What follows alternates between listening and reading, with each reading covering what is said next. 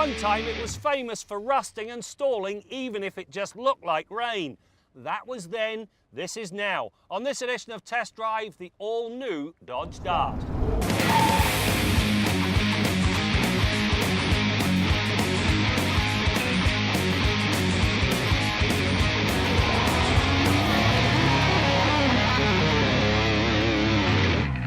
Having toiled in the mid-entry level category with the dismal Caliber, the launch of the Dart is an important one for Dodge.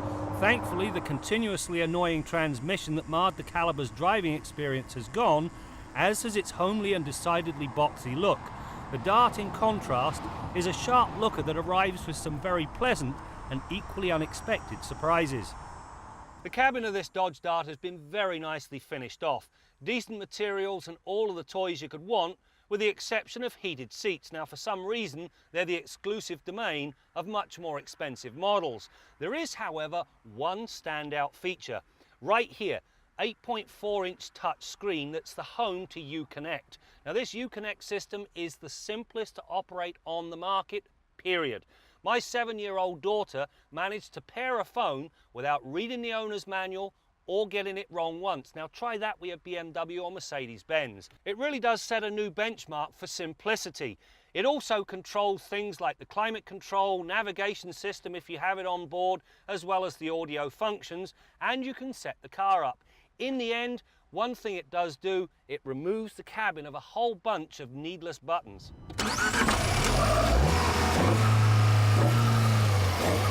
While the base Dart arrives with a 2-litre engine, forget it, and go with the Fiat Source 1.4-litre turbocharged multi-air engine. It's a lively thing that delivers 160 horsepower and, more importantly, 184 pound-feet of torque anywhere between 2,500 and 4,000 RPM. In the end, it delivers an engine that's a smooth operator, although there is a little turbo lag until the engine reaches around 1,800 RPM. At this point, it catches fire and delivers spirited performance.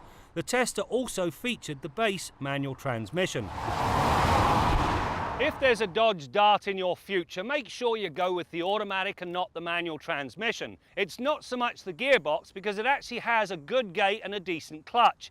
It is, however, all about the ratios. No sooner you go into first gear, you shift into second to third, and by the time you hit fourth gear, you're beginning to get into the overdrive gears. The problem, the basic turbo lag you feel with this engine, it really does introduce a listlessness to this engine that you really don't want. The automatic, no such malady. Transmission quibble aside, the engine and manual box do work very well in the Dart when it's urged onward. The combination puts 100k on the clock in 8.7 seconds. What did surprise me, however, was the 80 to 120 passing time. It does not feel particularly fast, however, a stopwatch pegged it at a very quick 5.3 seconds. That in this segment is very good, as is the fuel economy. A test average of 8.6 litres per 100 kilometres was much better than I expected. There is remarkable room in the back of this Dodge Dart. 13.1 cubic feet in the trunk, and when you sit in the back seat, plenty of leg room and enough headroom for somebody that's 6'2". But therein lies the rub. 2. You can only fit 2 back here because of the tunnel, the centre console, the dome seat, and this is your backrest. Where the Dodge Dart really surprised me is the manner in which it handles. At the preview I was impressed, but nowhere near as impressed as I was after living with it for a week and pushing it through the pylons. The suspension dials out most of the body roll without feeling too firm, and the steering has a reassuringly dialed-in responsiveness. The on-centre feel is very good, and the linearity as it's turned off-centre is crisp without feeling twitchy. Very few cars manage to get the balance between ride, handling and steering feel quite as good as Dodge managed with the Dart. Dodge has done a very good job with this new Dart, provided you pick your options carefully.